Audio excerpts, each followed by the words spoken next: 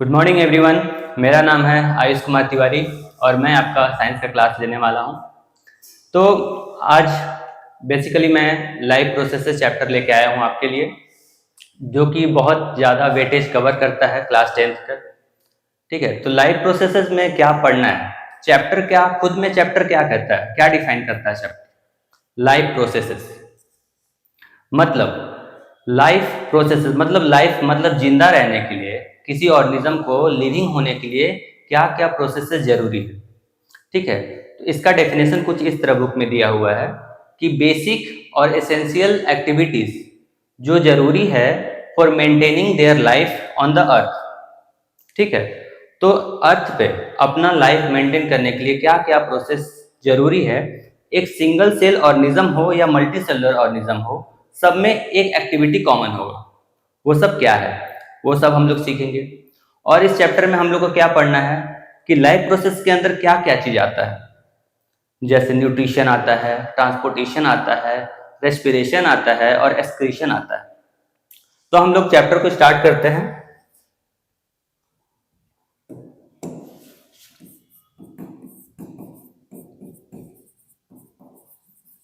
Life processes, इसका definition क्या हो जाएगा, basic and essential activities required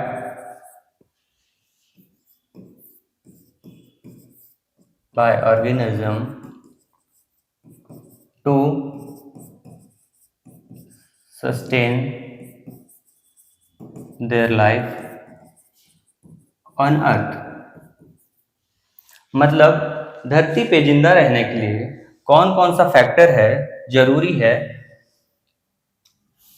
वो हम लोग इसमें डिस्कस करेंगे। ठीक है, तो लाइफ प्रोसेसर में आपका क्या क्या आता है। पहला, न्यूट्रिशन। न्यूट्रिशन क्या होता है? न्यूट्रिशन का मतलब होता है भोजन, खाना। क्या हम खाना खा रहे हैं और उसको कैसे यूटिलाइज कर रहे हैं। न्यूट्रिशन का मतलब हम लोग क्या खाना इंटेक कर रहे हैं और कैसे इसको यूटिलाइज कर रहे हैं, इसको बोलते हैं न्यूट्रिशन। मतलब खाना खाना और उससे एनर्जी निकालने का मतलब होता है न्यूट्रिशन। ठीक है, अब न्यूट्रिशन डिफरेंट डिफरेंट टाइप का हो सकता है। जैसे जस्ट एग्जांपल, अगर हम लोग पीनट्स खाते हैं तो पीनट से हम लोग को मेनली क्या मिलता है, मेजरली उसमें क्या है, तो पीनट्स में मेजर कंपोनेंट होता है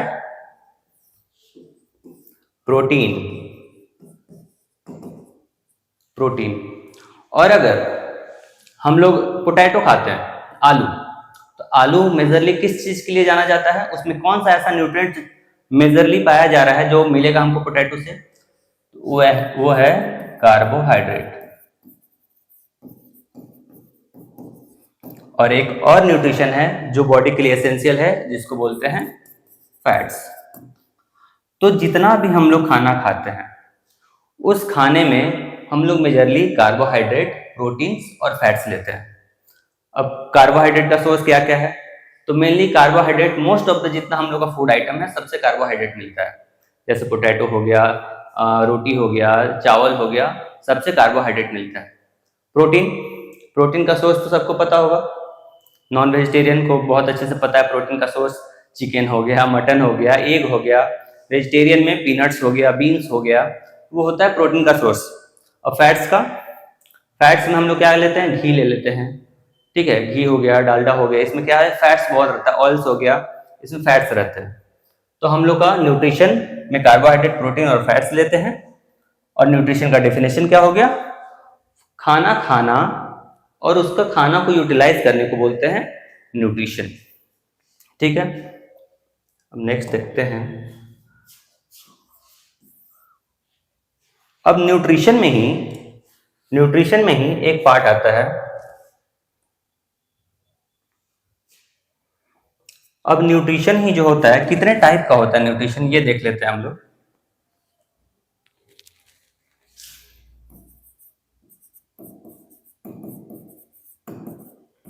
अब खाना जो हम लोग इनटेक कर रहे हैं वो भी डिफरेंट डिफरेंट टाइप का होता है खाना। कोई खाना खुद से बना रहा है और कोई खाना बना हुआ खाना खा रहा है। अब जैसे ह्यूमन बीइंग का बात कर ले तो हम लोग खाना बनाते हैं क्या? हम लोग खाना बनाते हैं क्या? नहीं, हम लोग बना हुआ खाना को पकाते हैं और खाते हैं। कुछ रॉ भी खाते हैं, जैसे फ्रूट्स हो गए, फ्रूट्स को पकाने का जरूरत नहीं पड़ता है, तो कुछ रॉ में खाते हैं और कुछ पका के खाते हैं। मेनली खाना बनाता कौन है? तो यहाँ पे आता है न्यूट्रिशन का जो होता है टाइप्स आता है। पहला ऑटोट्रॉप्स,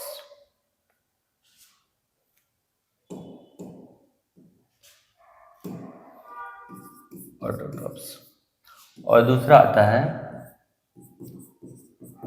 हेटरोट्रॉप्स। हेटरोट्रॉप्स आप लोग बहुत पहले से पढ़ते आ रहे होंगे कि ऑटोट्रॉप्स क्या है, हेटरोट्रॉप्स क्या है। ऑटोट्रॉप्स, ऑटो नाम में ही है ऑटो।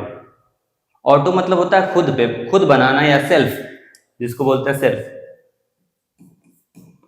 तो जो ऑर्गेनिज्म खुद से खाना बनाता है उसको बोलते हैं ऑटोट्रॉप्स, ठीक है। और हेटरोट्रॉप्स जो किसी चीज का रॉ मटेरियल पहले बना हुआ है उसको यूज करके जो खाना बनाता है उसको बोलते हैं हेटरोट्रॉप्स। तो ऑटोट्रॉप्स में खाना कौन बनाता है खुद से? गेस कर सकते हैं क्या? खाना कौन बनाता है खुद से? ऑटोट्रॉप्स। इसका मेनली डेफिनेशन बुक में कैसे मिलेगा? जो ऑर्गेनिज्म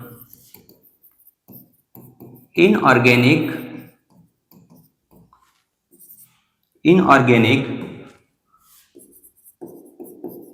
मटेरियल्स को यूज करके फूड बनाता है उसको बोलते हैं ऑटोट्रॉप्स। शॉर्ट में लिखे हैं, जो ऑर्गेनिज्म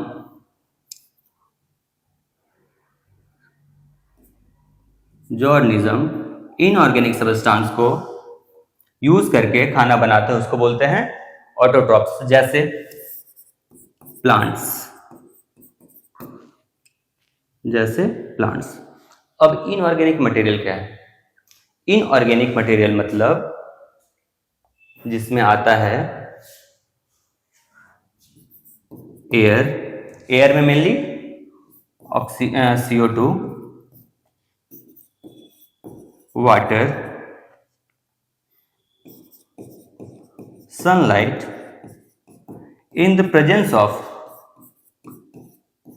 क्लोरोफिल, इसको बोलते हैं इनऑर्गेनिक सब्सटेंस को यूज करके जब आदमी खाना मतलब प्लांट खाना बनाता है तो उसको बोलते हैं ऑटोट्रॉप्स, ठीक है। तो प्लांट्स बनाता है खाना इनऑर्गेनिक सब्सटेंस यूज करके। हम लोग अभी डिटेल में पढ़ेंगे कि प्लांट कैसे बनाता है खाना, ठीक है। अब हेटरोट्रॉप्स का डेफिनेशन आता है। हेटरोट्रॉप्स क्या है? हेटरोट्रॉप्स जो है ऑर्गेनिज्म जो डिपेंड है ऑटोट्रॉप्स पे, मतलब ये खाना खुद से नहीं बनाता है, ये ऑटोट्रॉप से बना हुआ खाना को यूज करता है, ठीक है, डिफरेंट फॉर्म में। अब डिटेल में हम लोग पढ़ेंगे कि ऑटोट्रॉप जो खाना बनाता कैसे है और हेटरोट्रॉप जो है यूज कैसे करता है खाना, ठीक।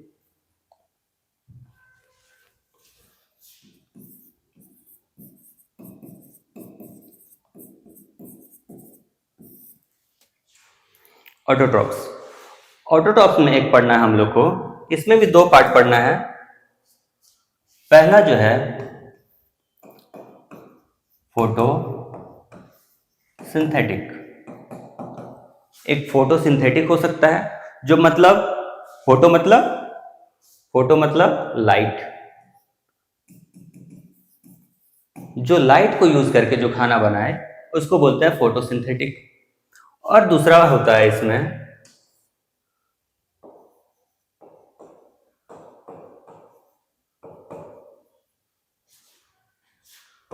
कीमोसिंथेटिक, मतलब जो केमिकल्स को यूज करके खाना बनाता है उसको बोलते हैं कीमोसिंथेटिक, ठीक है।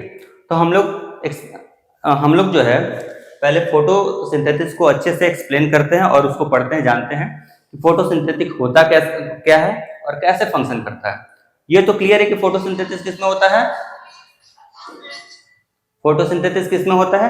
प्लांट्स में होता है। तो फोटोसिंथेसिस प्लांट में कैसे कैसे होता है, उसमें क्या क्या चीज इन्वॉल्व है, ये हम लोग डिस्कस करेंगे फोटोसिंथेसिस में। पढ़ेंगे, स्टार्ट करते हैं फोटोसिंथेसिस। फोटोसिंथेसिस क्या होता है? 9th क्लास में ये आप लोग पढ़े होंगे कि फोटोसिंथेसिस क्या होता है। ठीक है, सिंपल डेफिनेशन तो पता ही होगा, फिर भी बताते हैं। फोटोसिंथेसिस मतलब, फोटो मतलब होता है लाइट, सिंथेसिस मतलब होता है प्रिपेयर करना या बनाना। तो लाइट का यूज करके ऑर्गेनिज्म कैसे खाना बनाता है वो हम लोग इसमें पढ़ेंगे। ठीक है, तो जस्ट एग्जांपल कि एक प्लांट है,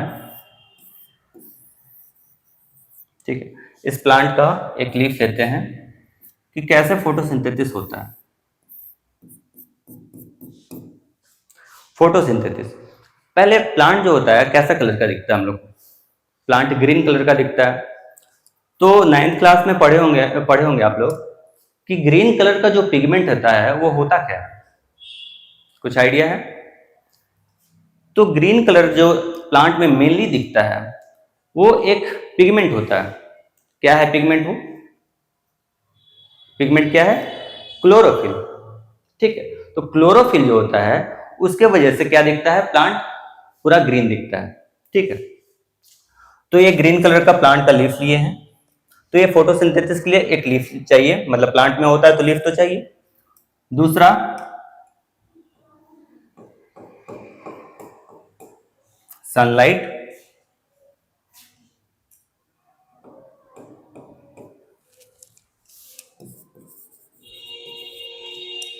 तीसरा, source of water. Source of water कहां से आएगा इसके पास पानी? प्लांट के पास रूट से आएगा।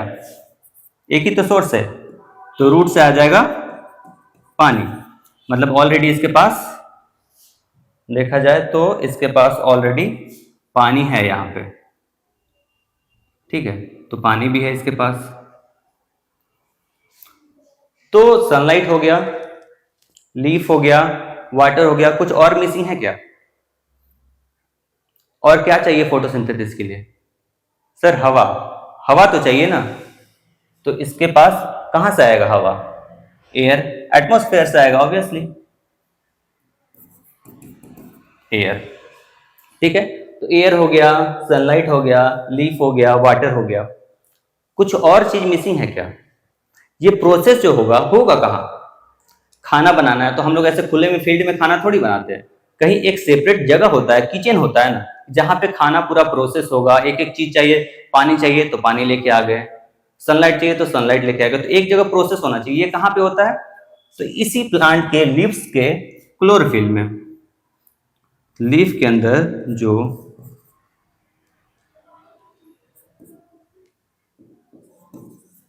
क्लोरोफिल होता है उसके अंदर होता है।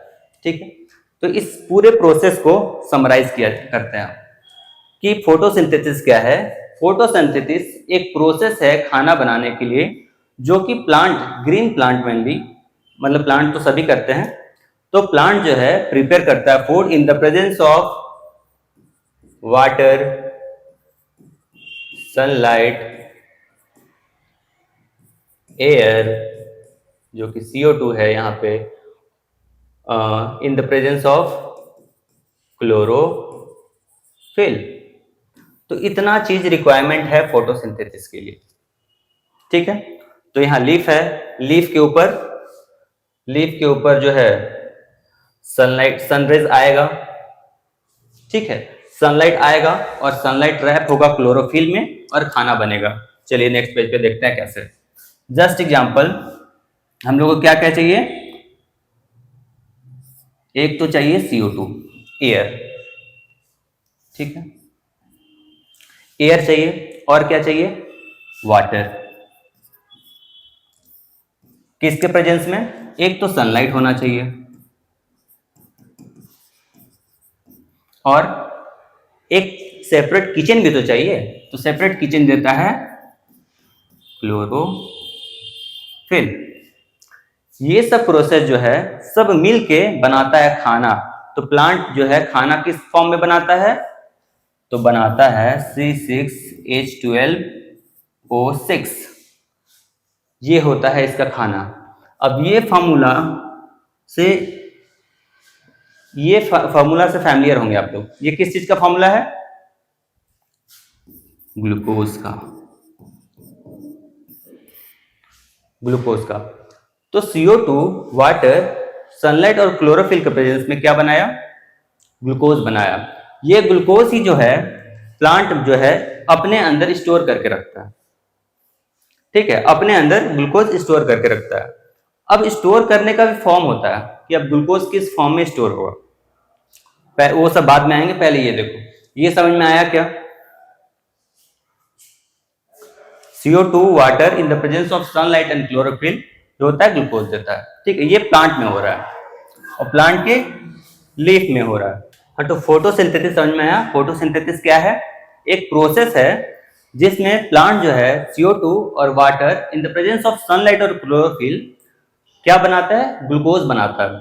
ठीक है, अभी इक्वेशन थोड़ा सा अभी समझने में दिक्कत हो रहा हो क्योंकि इक्वेशन जो है फर्स्ट चैप्टर में equation and chemical reaction chapter है, उसमें ज्यादा समझ में आएगा। अगर इस इक्वेशन को बैलेंस करें तो यहाँ बाई प्रोडक्ट में ऑक्सीजन निकलता है। ठीक है, बैलेंसिंग आप लोग का फर्स्ट चैप्टर में है, वहां पे बैलेंसिंग का प्रोसेस सीखेंगे। वैसे मैं बैलेंस कर दे रहा हूं अभी। जो 6 कार्बन है, 6 कार्बन 12 H2O, तो यहाँ पे 12 हो गया और ये 6 O2। तो ये बैलेंस रिएक्शन है पूरा फोटोसिंथेसिस का। अब ये ग्लूकोज बन चुका है, तो ग्लूकोज जो है स्टोर भी तो करना होगा प्लांट को। ऐसे ग्लूकोज बना और ट्रांसपोर्ट थोड़ी हो जाएगा। तो ग्लूकोज जो है प्लांट में स्टोर फॉर्म होके रहता है ग्लूकोज। तो ग्लूकोज जो है प्लांट्स में स्टार्च के फॉर्म में स्टोर होता है। ठीक है, यही हम लोग जब एनिमल में पढ़ेंगे तो एनिमल में यही ग्लूकोज जो है ग्लाइकोजन के फॉर्म में स्टोर होता है बॉडी में। ठीक है, अब आता है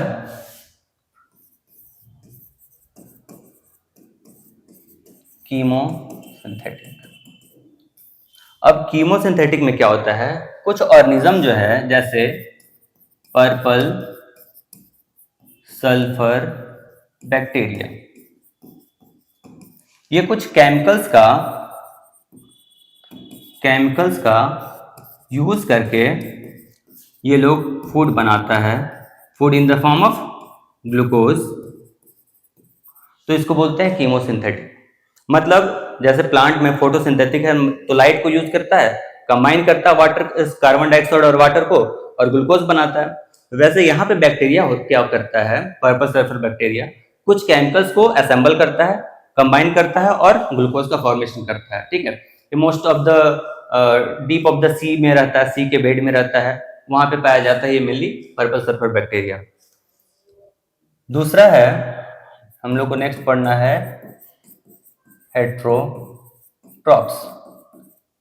हेट्रोट्रॉप्स, अब हेट्रोट्रॉप्स डिफरेंट टाइप का होता है। हेट्रोट्रॉप्स मतलब कि जो अपना खाना खुद ना बनाए, दूसरे पे डिपेंड हो, जो ऑटोट्रॉप्स पे डिपेंड हो मेनली, उसको बोलते हैं हेट्रोट्रॉप्स। जैसे इसमें क्या क्या एग्जांपल हो जाएगा हेट्रोट्रॉप्स का? मोस्टली एनिमल्स, जितने भी एनिमल्स है, कोई एनिमल्स खाना नहीं बनाता है खुद से, सब डिपेंड है प्लांट पे, उसका प्रोडक्ट पे। ठीक है, तो हेट्रोट्रॉप्स में पहला आता है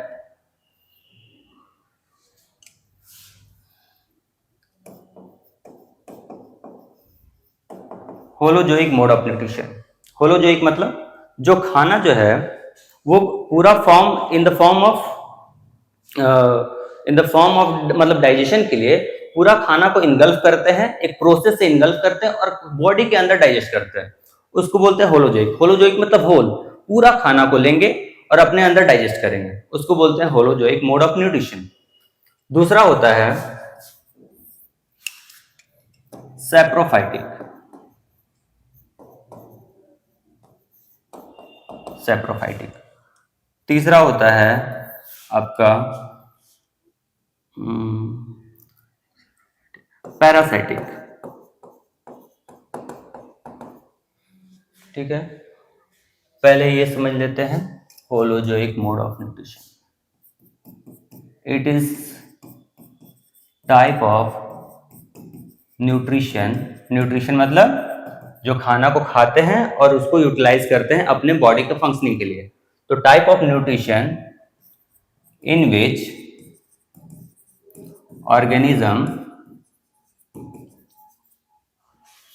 organism take whole food inside their body and process it for obtaining energy. मतलब खाना को अपने बॉडी के अंदर लेते हैं, उसको डाइजेस्ट करते हैं और उससे एनर्जी निकालते हैं, उसको बोलते हैं होलोजोइक मोड ऑफ न्यूट्रिशन। अब आता है सैप्रोफाइटिक। सैप्रोफाइटिक तो होलोजोइक का एग्जांपल क्या पहले क्या होगा, जैसे ह्यूमन बीइंग, हम लोग आते हैं होलोजोइक में, ह्यूमन बीइंग। अमीबा, अमीबा पता है क्या है? अमीबा जो है ये क्या है? यूनिसेलुलर ऑर्गेनिज्म है, यूकैरियोटिक।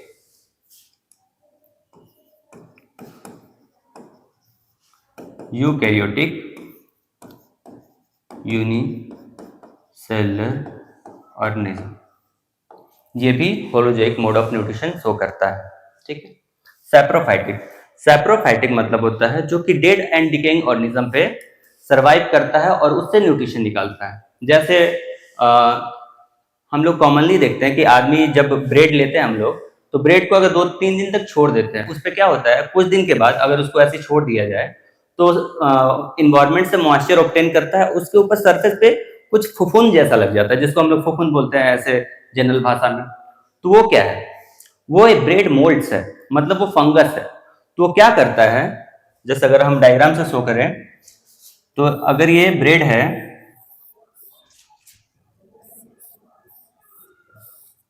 ये अगर ब्रेड है तो ब्रेड के ऊपर ऐसे छोटे छोटे फंगस ऑब्टेन हो जाता है इस पे। अब ये फंगस क्या करता है, ये कैसे सरवाइव कर रहा है इस पे? तो जो यहाँ पे फंगस है, अगर इसको हम इनलार्ज करें तो ये फंगस जो है कुछ इस टाइप का दिखता है, ऐसा फंगस दिखता है। अब ये फंगस क्या करता है, ये फंगस का ये जो रूट है इसको हाइफा बोलते हैं, हाइफी। हम लोग पढ़ेंगे नेक्स्ट चैप्टर रिप्रोडक्शन में पढ़ेंगे, अभी हम डायग्राम यहाँ पे एक्सप्लेन कर दे रहे हैं थोड़ा सा समझने के लिए।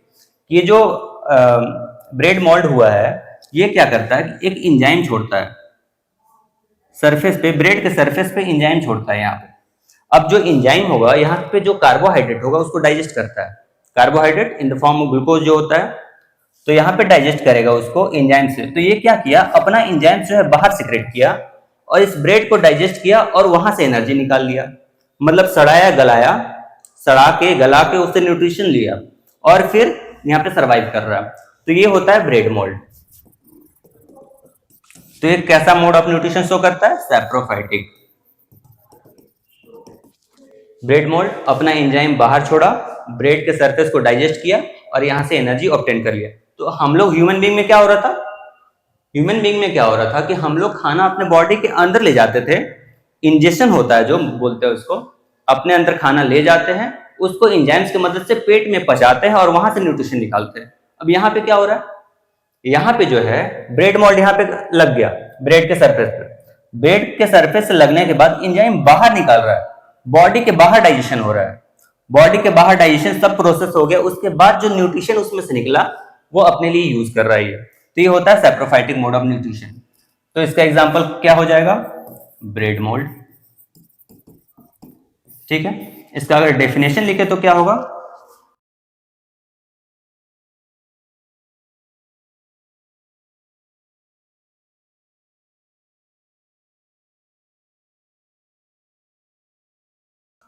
नेक्स्ट आता है हम लोग का पैरासाइटिक। पैरासाइटिक, अब पैरासाइटिक क्या होता है, नाम से ही लग रहा है पैरासाइटिक मतलब कोई ऐसा ऑर्गेनिज्म जो दूसरे ऑर्गेनिज्म पे सरवाइव कर रहा है। Just example Leach. लीच क्या है, लीच देखे हैं, जैसे अगर कोई आदमी पानी के अंदर जाता है, कोई जमा हुआ पानी अगर है तो जमे हुए पानी के अंदर जाता है तो एक इतना बड़ा कीड़ा जो है पैर में चिपक जाएगा, हाथ में चिपक जाएगा। वो क्या करता है, लीच कैसा होता है, लीच का बॉडी जो है अगर हम लोग देखें ऐसा कुछ इसका बॉडी होता है। ये क्या होता है, इसका माउथ है जो कि शक्कर का काम करता है। शक्कर मतलब खून चूसने वाला, खून चूसने जैसा मुंह होता है इसका यहाँ पे, और यहाँ पे नोकीला तीत होता है इसका, जो कि मांस को पकड़ लेता है, ठीक है। और ये इसका बॉडी है। तो पैरासाइटिक में क्या होता है, एक ऑर्गेनिज्म जो है वो एक ऑर्गेनिज्म होस्ट होता है और एक जो होता है पैरासाइटिक बॉडी होता है। तो ये ऑर्गेनिज्म जो है एज अ पैरासिटिक होस्ट काम करेगा, और मान ह्यूमन बीइंग है, ह्यूमन बीइंग के ऊपर ये जाके चिपक जाएगा। तो ये क्या कर रहा है, ह्यूमन बीइंग तो अपना खाना बना रहा था, ऑब्टेन कर रहा था खाना खा के प्लांट और दूसरे ऑर्गेनिज्म का। ये क्या कर रहा है, ये एक उसमें लूपहोल खोज लिया। ये क्या करेगा, ऑर्गेनिज्म पे जाके चिपक जाएगा। उस पे चिपकने के बाद जो ये खाना ऑलरेडी बनाया हुआ है उससे ही वो ऑब्टेन करने लगेगा। तो पैरासाइटिक जो होता है दूसरे ऑर्गेनिज्म पे जाके अपने आप को सरवाइव कराता है। जैसे एक होता है देवदार, जो एकदम पीला कलर का होता है, जो प्लांट्स बॉडी पे रहता है। अगर आप देवदार देखेंगे तो कैसा होता है, ये प्लांट है, अगर ये प्लांट है तो जो पैरासाइट होता है वो कैसा होता है, एकदम ऐसे पतला होता है, पीले टाइप का ही होता है, पतला पतला धागा जैसा। ये जो क्या करता है ना, ये प्लांट के ऊपर जाता है और इसके लीव पे, इसके ब्रांचेस पे स्पाइरल कर जाता है, स्पाइरल कर जाता है। स्पाइरल होने के बाद यहां से अपना न्यूट्रिशन लेता है। तो ये भी एग्जांपल है पैरासाइटिक का। और पैरासाइटिक का एग्जांपल होता है लाइस।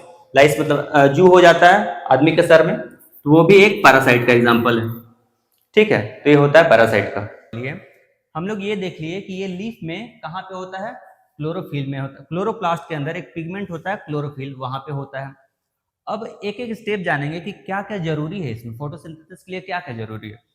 तो पहला तो एग्जाम में क्वेश्चन यहाँ से अक्सर पूछा जाता है कि एसेंशियल पार्ट जो है फोटोसिंथेसिस में क्या क्या होता है। तो एक तो हम लोग पढ़ लिए ये कि वाटर, सनलाइट, एयर और क्लोरोफिल। एयर में कौन सा, CO2, ठीक है, ये पढ़ लिए।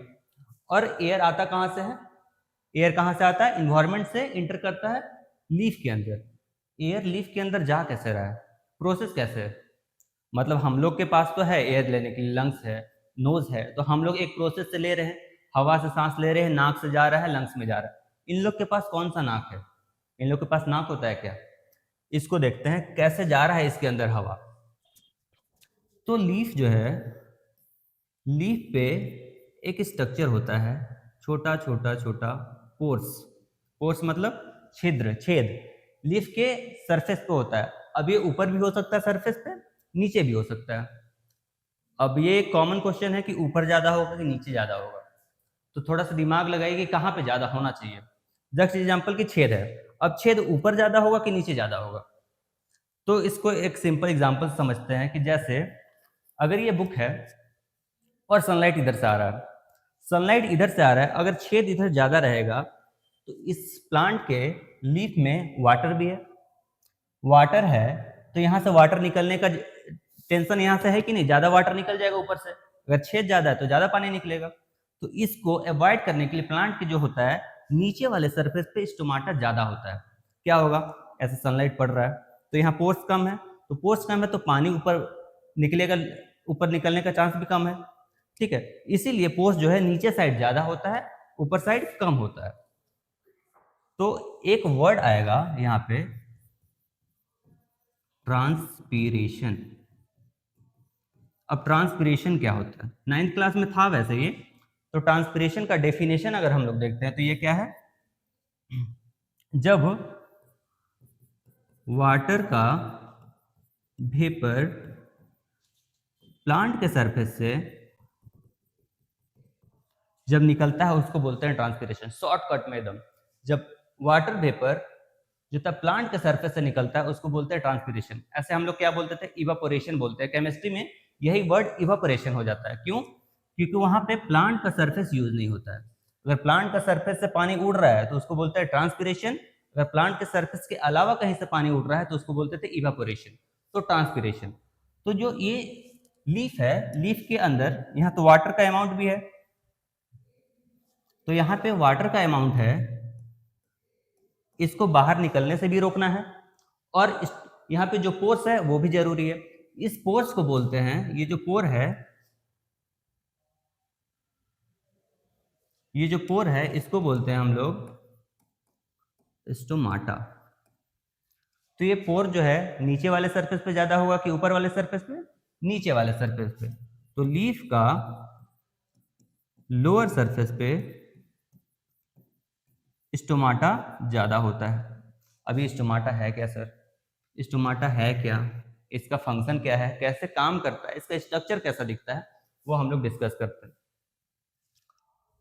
तो यहाँ पे देखते हैं, ये हो गया मेरा लीफ और लीफ में होगा स्टोमाटा। तो स्टोमाटा हम बना रहे हैं। अच्छा, ये लीफ का स्ट्रक्चर जो है, इसमें हम जो ये बना रहे हैं ये क्या है, इसका पार्ट्स पढ़े हैं क्या? लीफ का पार्ट्स 9th क्लास में थोड़ा सा था, अब यहाँ पे थोड़ा एक्सप्लेन करना होगा। पहले पार्ट्स बता देते हैं, फिर हम एक्सप्लेन करेंगे कि स्टोमाटा क्या होगा। ये लीफ है, तो लीफ का ये जो सरफेस केवल दिख रहा है, ये फ्लैट सरफेस, इसको बोलते हैं लैमिना। ठीक है, ये हो गया लैमिना। ये क्या है, यहां से एक ऐसे करके स्ट्रक्चर देखते हैं, हर एक लीफ में होता है। तो ये क्या है, ये है आपका जिस वेन है जिसमें जाइलम और फ्लोएम रहता है। ये मिड रिब है, क्या है ये? मिड रिब है, जिसमें क्या होता है, मिड रिब में होता है जाइलम और फ्लोएम। अब जाइलम और फ्लोएम क्या है? जाइलम और फ्लोएम, ये था आपका 9th क्लास में। अब जाइलम फ्लोएम क्या होता है, अगर यहाँ पे फंस रहे हैं तो थोड़ा सा 9th क्लास को रिवीजन करना जरूरी है। जाइलम क्या था, शॉर्टकट में हम बता रहे हैं, जो वाटर और मिनरल्स को ट्रांसपोर्ट करता था उसको बोलते थे जाइलम। और फ्लोएम क्या था, जो फूड का ट्रांसलोकेशन करता था उसको बोलते थे फ्लोएम। मतलब जाइलम जो है पानी पहुंचाता है, पानी और मिनरल्स, फ्लोएम जो है खाना पहुंचाता है। तो ये मिड रिब के अंदर होता है जाइलम फ्लोएम का। ठीक है, इससे जो ब्रांच निकलता है उसको बोलते हैं वेन, उसको बोलते हैं वेन। और इससे भी अगर छोटा छोटा ब्रांच निकला है, निकलेगा ही छोटा छोटा ब्रांच, इससे जो ब्रांच निकलता है उसको बोलते हैं वेनलेट। मतलब वेन का भी छोटा भाई वेनलेट। ठीक है, तो वेन्स है मतलब नस जैसा है, जैसे हाथ में हम लोग का नस फैला हुआ है ना, वैसे ये नस फैला हुआ है। हम लोग का नस जो है हर एक सेल्स को जाके विटामिन मिनरल्स ब्लड सर्कुलेशन के थ्रू पहुंचाता है, वैसे ये वेन्स लीफ में फंक्शन करता है। ठीक है, तो ये हो गया लीफ का स्ट्रक्चर, ये भी बहुत इंपॉर्टेंट स्ट्रक्चर है एग्जाम के पॉइंट ऑफ व्यू से। ठीक, बाकी हम लोग अभी स्टार्ट करते हैं स्टोमाटा। स्टोमाटा देखते हैं क्या होता है, कैसा स्ट्रक्चर है। तो लीफ है, तो लीफ के सरफेस पे स्टोमाटा होता है। स्टोमाटा का स्ट्रक्चर कैसा होता है? स्टोमाटा जो है एक पोर्स है जो बीन जैसा दिखता है। ठीक है, और इसके चारों तरफ सब्सिडरी सेल्स होते हैं। ठीक है, ये बीन्स जैसा स्ट्रक्चर है और ये साइड में सब्सिडरी सेल्स है। इसका नेमिंग बहुत इंपॉर्टेंट है, चलिए फिर से देखते हैं इसको, क्योंकि इसका नेमिंग देखना बहुत जरूरी है।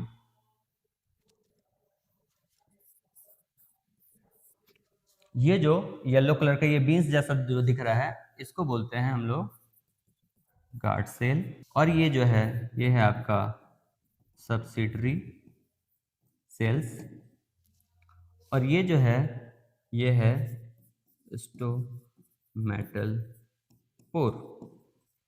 क्या क्या है इसमें, एक बीन शेप जो है गार्ड सेल है, एक स्टोमाटा है और स्टोमाटल पोर है। अब इसका फंक्शन क्या है, इसका एक प्रॉपर फंक्शन है। स्टोमाटा का फंक्शनिंग अलग से हम लोग पढ़ते हैं।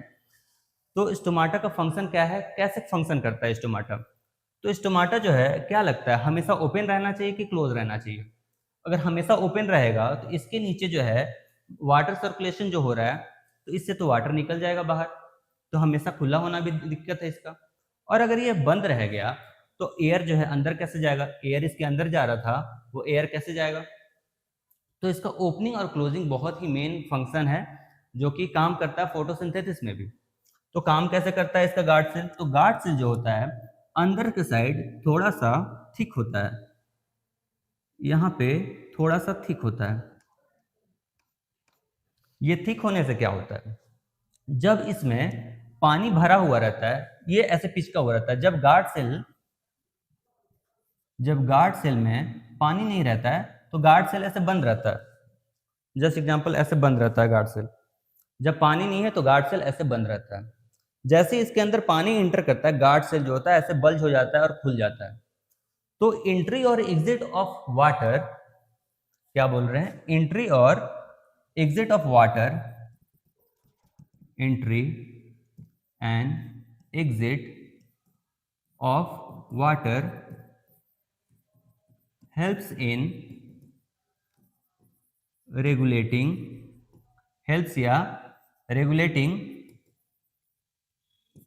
the opening and closing of stomata। मतलब पानी अंदर जाएगा, गार्ड सेल जो है फूलेगा, ये क्लोज है। जैसे इसके अंदर पानी जाएगा गार्ड सेल फूलेगा और खुल जाएगा। जैसे पानी इसके बाहर जाएगा, इसके अगर बाहर पानी चला गया तो स्टोमाटा क्लोज हो जाएगा। तो पानी का अमाउंट अगर बढ़ रहा है तो खुला रहेगा, पानी का अमाउंट कम हो गया तो ये बंद हो जाएगा। ऐसे रेगुलेट करता है स्टोमाटा। साइड में सब्सिडरी सेल्स है जो कि हेल्प करता है, यहीं से इसका पानी का सप्लाई होता है और फंक्शनिंग करता है। जब ये पोर ओपन होगा इसके अंदर CO2 अंदर जा सकता है, ठीक है, ऑक्सीजन बाहर निकल सकता है, तो ये काम करता है। जब ये बंद हो जाएगा तो ना CO2 अंदर जाएगा, ना ऑक्सीजन बाहर निकल पाएगा, ठीक है, ना वाटर बाहर निकल पाएगा इससे। तो ऐसे काम करता है स्टोमाटा। यहीं से जब ये CO2 चाहिए होगा इसको तो यहीं से इंटर करेगा स्टोमाटा, ठीक है। तो ये था पूरा स्टोमाटा का फंक्शनिंग। और डिटेल में पढ़ेंगे हम लोग नेक्स्ट वीडियो में कि पूरा प्रोसेस से कि फोटोसिंथेसिस और कैसे कैसे होता है, इसका मैकेनिज्म क्या है, सनलाइट का क्या जरूरत है, ये सनलाइट जो है, ये सनलाइट का फंक्शनिंग क्या है, एयर जो है, एयर कैसे CO2 कैसे कंबाइन होकर ग्लूकोज बना रहा है, क्लोरोफिल में क्या क्या हरकत हो रहा है, ये सब हम लोग नेक्स्ट चैप्टर में पढ़ेंगे। और वाटर का क्या नीड है यहाँ पे, ठीक है। तो नेक्स्ट क्लास में हम लोग इसके बारे में पढ़ेंगे और इसके बाद हम लोग अपना मेन टॉपिक स्टार्ट करेंगे, ह्यूमन न्यूट्रिशन। ह्यूमन में न्यूट्रिशन कैसे होता है, बहुत लंबा प्रोसेस है और एक एक स्टेप हम लोग बहुत आसानी से समझेंगे, ठीक है। तो आज के लिए इतना ही, नेक्स्ट वीडियो में मिलते हैं हम लोग, ह्यूमन न्यूट्रिशन से स्टार्ट करेंगे और आगे करेंगे कंटिन्यू चैप्टर को, ठीक है। Okay, bye bye.